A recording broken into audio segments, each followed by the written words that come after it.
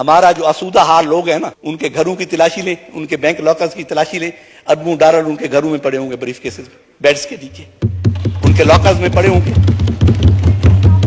وہ کیوں نہیں نکالتے؟ بند کریں گاڑیاں امپورٹ کرنی، ٹرانسپورٹ لائیں، آپ پبلک ٹرانسپورٹ کو سٹرانگ کریں۔ ہم پبلک ٹرانسپورٹ میں سفر کیوں نہیں کر سکتے؟ ایک ایک وزیر مشیر، ایک ایک بیوروکریٹ، ایک ایک جج کے گھر 10 گاڑیاں کھڑی ہیں، ان کا پیٹرول بھی گورنمنٹ دے رہی ہے، کیوں ہم ایک گاڑی نہیں دے سکتے؟ کیوں ہمارے جو رولنگ کلاس ہے، جو بیوروکریسی ہے، وزراء ہے، مجھے وہ ایک کنال کے گھر میں نہیں رہ سکتے؟ ایک کے گھروں میں رہ رہے ہیں سب۔ ہماری بدقسمتی یہ ہے کہ یہاں زراعت کی پالیسی بزنس مین بناتا ہے یا انڈسٹریلسٹ بناتا ہے، اور غریب کی پالیسی ہم امیر لوگ بناتے ہیں۔ نہ جس نے کبھی غربت دیکھی ہے وہ غریب کی پالیسی کیا بنائے گا؟ اور جس نے زراعت میں اپنے کسی بھی وزیر خزانہ سے پوچھتا ہوں کہ وہ کبھی ننگے پاؤں کھیت میں چلے ہیں، کسی کھیت میں گئے ہیں زندگی میں کبھی؟ جس طرح ذہن کو زنجیر سے ڈر لگتا ہے، پیر و مرشد ہمیں ہر پیر سے ڈر لگتا ہے، اور مکتبہ فکر کی بہتات جہاں ہوتی ہے، ترجمہ ٹھیک ہے تفسیر سے ڈر لگتا ہے۔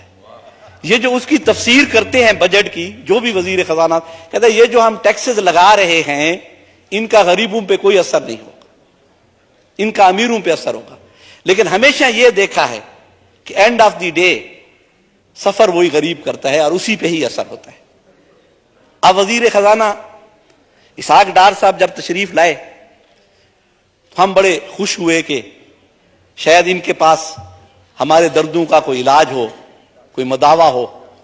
لیکن وہ ہے بزم میں اتنا تو سب نے دیکھا میر، پھر اس کے بعد چراغوں میں روشنی نہ رہی، نہ گیس رہی ہے نہ بجلی رہی ہے، اور وہ اتنی مہنگی کر دیا کہ غریب کا گھر تو اب وہ بلب نہیں جلا سکتا، کیونکہ اس ایک بلب کے جلانے کا جو بل ہے اس کا 2000 سے کم نہیں آتا۔ پھر آ کے کیوں ہم لگژری گاڑیوں کی امپورٹ پہ پابندی نہیں لگا سکتے؟ بند کریں گاڑیاں امپورٹ کرنی، ٹرانسپورٹ لائیں، آپ پبلک ٹرانسپورٹ کو سٹرانگ کریں۔ ہم پبلک ٹرانسپورٹ میں سفر کیوں نہیں کر سکتے؟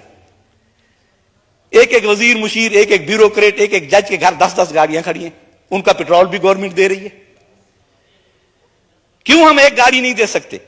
کیوں ہمارے جو رولنگ کلاس ہے، جو بیوروکریسی ہے، وزراء ہے، مجھے وہ ایک کنال کے گھر میں نہیں رہ سکتے؟ ایک کے گھروں میں رہ رہے ہیں سب لوگ،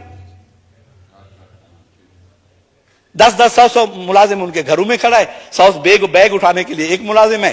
میں باہر پڑھتا رہا ہوں، میں ڈرماٹالوجی میں یو کے میں، تو وہاں پروفیسر کا چپڑاسی نہیں تھا، پروفیسر خود فائل اٹھا کے باہر جاتا تھا، مریض کو بلا کے لے آتا تھا اور اسے چیک کرتا تھا۔ ہمیں اگر چائے دینی ہوتی تھی کلاس کو تو وہ خود ٹرالی کھینچ کے لاتا تھا، کہتا تھا ہیلپ یور سیلف۔ یہ نظام ہم کب لائیں گے سر؟ یہاں تو وہی جو انگریز آئے تھے، یہاں ہم ان کے غلام تھے، وہی نظام چل رہا ہے اور ہم غلامی میں جکڑے ہوئے ہیں۔ یہاں غریب تو سر، غریب کا جینا تو بار ہو گیا سر۔ تو تک کھلنے کھلن جوگا، میں رواں تا رو نہ سکدا۔ تو تک کھلنے کھلن جوگا، میں رواں تا رو نہ سکدا۔ دنیا رب دی تیرے حصے، میں دے حصے بھوک دے کسے۔ وہ تو بھوک ہے اس کے حصے میں۔ تو تا موت کو خاک سمجھ دیں، تو تا موت کو مار سٹے دیں، ساکو تا ایک لحظے کیتے، لحظے مرنا پوندے۔